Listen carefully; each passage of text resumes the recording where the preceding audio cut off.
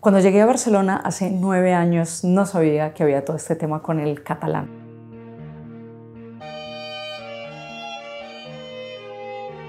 Tampoco sabía que hacía tanto calor aquí, pero bueno, ese es otro tema. Vamos a hacer un pequeño story time, que esto no lo hacemos nunca en este canal. Mi primer contacto con el catalán fue cuando llegué a Barcelona a realizar un máster en Historia del Arte en el 2015. El primer día, durante la introducción, nos informaron que todas las clases iban a ser en este idioma, que o sea, realmente sin problema. Para un hispanohablante no es problema entender el catalán, pero me acuerdo que en una de las primeras clases que iba sobre modelos y creación, es decir, cuando una pintura era un modelo que se iba repitiendo o era una creación, algo nuevo, innovador. La profe además pues iba como poniendo algunos ejemplos y preguntaba si esto era el mateix o no, o si no era el mateix. Y yo me preguntaba, ¿quién es el mateix? ¿Un pintor? ¿Un artista? ¿Quién es el mateix? Y yo estaba además poniendo mis apuntes, buscar al artista el mateix para saber quién era. Hasta que en un punto pues me di cuenta que no, pues que era el mateix. O sea, que la profesora estaba simplemente preguntando pues que si era el mismo pintor o que si era algo nuevo, algo diferente.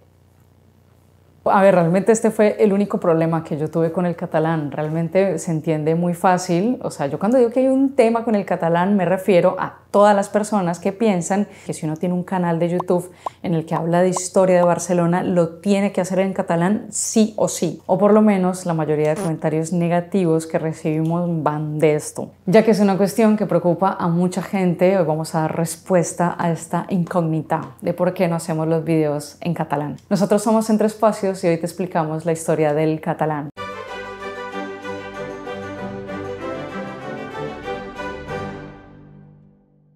Pues empecemos desde el principio. ¿De dónde viene el catalán? El que quiera solamente la respuesta se puede ir a este minuto. Pero primero quiero explicar de dónde sale el catalán, aunque bueno, realmente no es fácil señalar el momento exacto en el que nace una lengua. Vamos a hacer como una historia del catalán en 5 minutos. El catalán es una lengua romance. El catalán es una lengua romance, es decir, que tiene su origen en el latín.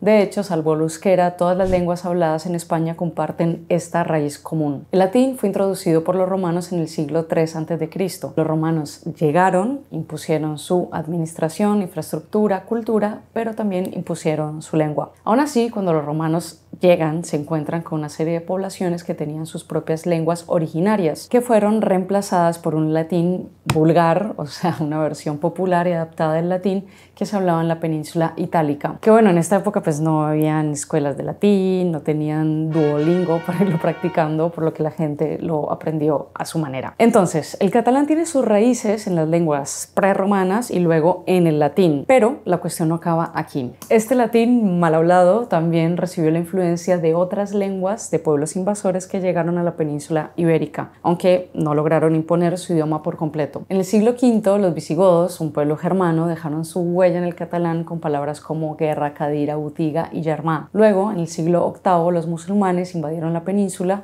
aportando términos árabes como l'arbergina, arroz y rayola. Pero, como mencioné antes, influyeron, pero no llegaron a imponer su idioma por completo. Y antes de que se me olvide, no podemos concluir esta parte sin nombrar la estrecha relación del catalán con el occitano debido a la proximidad geográfica y los intercambios culturales. Fue por todo esto que en lo que hoy en día se conoce como Cataluña, entre el siglo X y XI, tenemos el idioma catalán ya desarrollado con sus características lingüísticas, pero el catalán no es el único idioma que tenemos en esta época. Paralelamente, en el resto de la península ibérica se formaron el galego-portugués, el astur-leonés, el navarro-aragonés, el castellano, mientras que en el sur se hablaba el mozárabe, el romance andalusí. Es por esto que todas las lenguas que actualmente se hablan en España, menos el euskera, tuvieron su origen en la Edad Media. Estas lenguas se originaron en el norte y, como podemos observar en este mapa, se fueron extendiendo por la península a medida que los reinos cristianos reconquistaban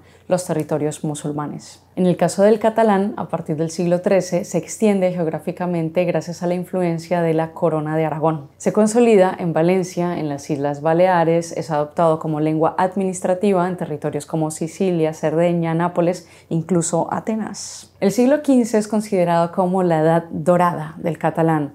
Además, la Cancillería Real adoptó el catalán como lengua oficial, lo que permitió que el idioma alcanzara un alto grado de estandarización y prestigio.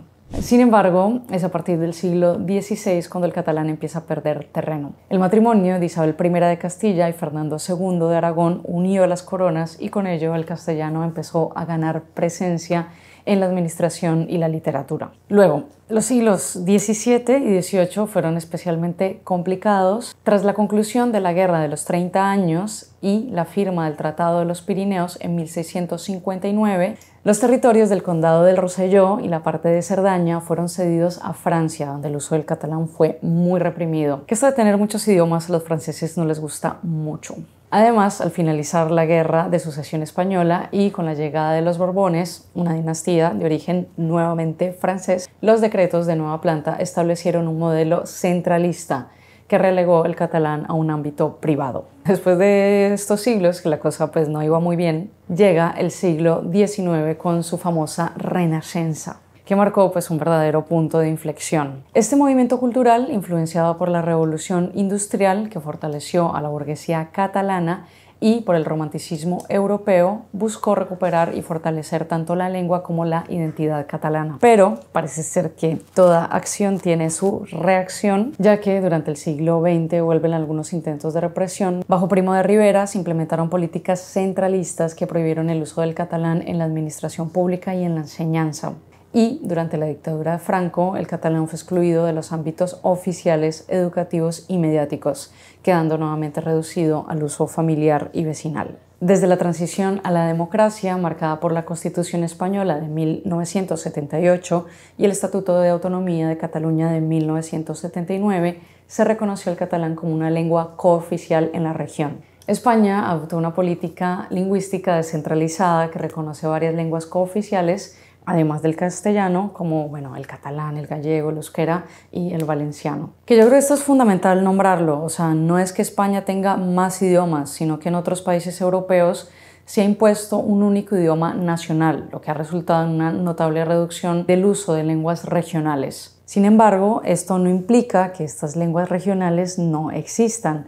A pesar de numerosos intentos a lo largo de la historia, España nunca ha logrado implementar una política de homogenización lingüística, a diferencia de otros países europeos, que en este sentido, Spain is different porque ha mantenido la presencia y el uso de lenguas cooficiales gracias a políticas de protección y promoción. Es por esto que hoy en día el catalán sigue manteniendo su relevancia y vitalidad en la sociedad actual, que yo creo que esto es lo más importante.